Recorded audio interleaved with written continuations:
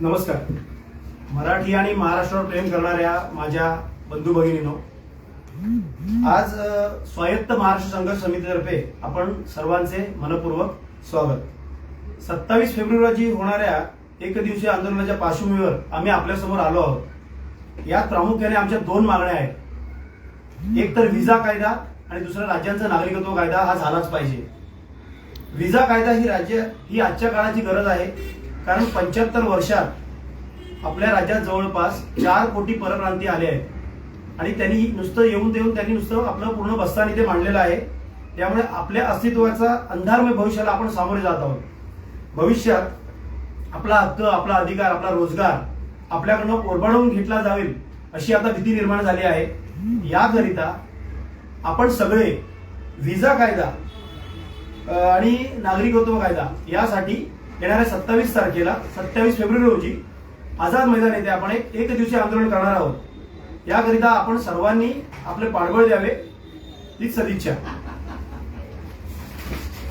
आजच्या या कार्यक्रमात आपल्याबरोबर महाराष्ट्रातून निरनिराळ्या भागातून अनेक लोक आपल्याबरोबर जोडली गेलेली आहेत.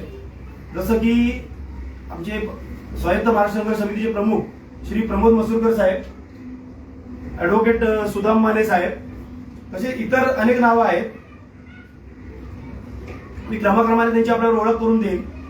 आपलं मुख्य जे कारण आहे, आपण जे आज जमलो आहोत, आपण इथे फेसबुकवर आलो आहोत, याचं मुख्य कारण जे आहे की महाराष्ट्रात जे वाढते लोंढे आहेत त्याच्यावर कुठेतरी अटकाव यावा, जेणेकरून आपली भविष्याची संस्कृती आहे, आपली भाषा आहे, ती भविष्यात नष्ट होईल.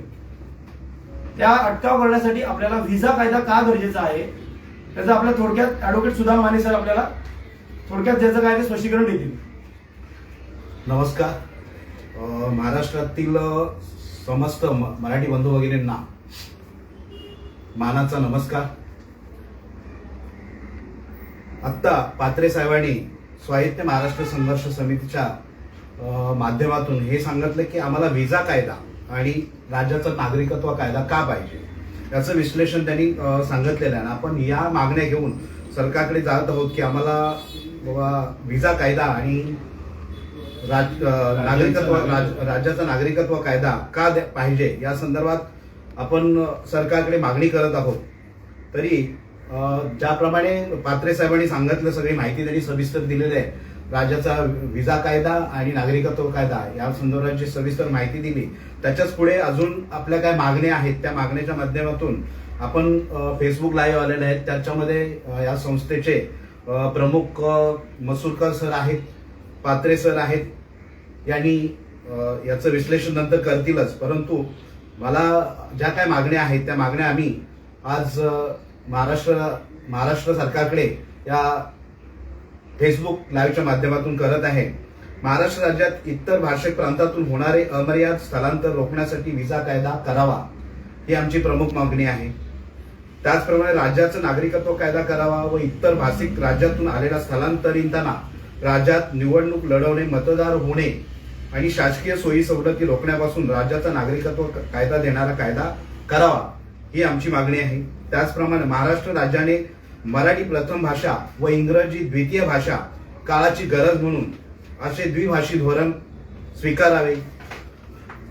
त्याचप्रमाणे मराठी भाषा विद्यापीठ स्थापन करणे आणि बालवाडी ते पदव्युत्तर शिक्षण मराठी भाषेतूनच झाले पाहिजे ही पण आमची मागणी आहे. महाराष्ट्रातील सर्वच परवाने, उदाहरणार्थ कंत्राटदार, दुकाने, रिक्षा, टॅक्सी, फेरीवाले परवाने इत्यादी फक्त स्थानिक मराठी भूमिपुत्रांना मिळाले पाहिजेत असा कायदा करा. राज्यात उद्योग व्यवसाय स्थानिकांची भागीदारी अनिवार्य करणारा कायदा करावा. राज्यातील शेतजमीन, राहण्याचा जागा इत्यादीचे खरेदी विक्रीचे कायदेशीर अधिकार फक्त स्थानिक भूमिपुत्रांना असणारा कायदा करा. राज्यातील प्रशासकीय सेवेतील पोलीस आणि केंद्र शासनाचे अधिकारी 90% स्थानिक असले पाहिजेत असा कायदा करावा अशी आमची मागणी आहे.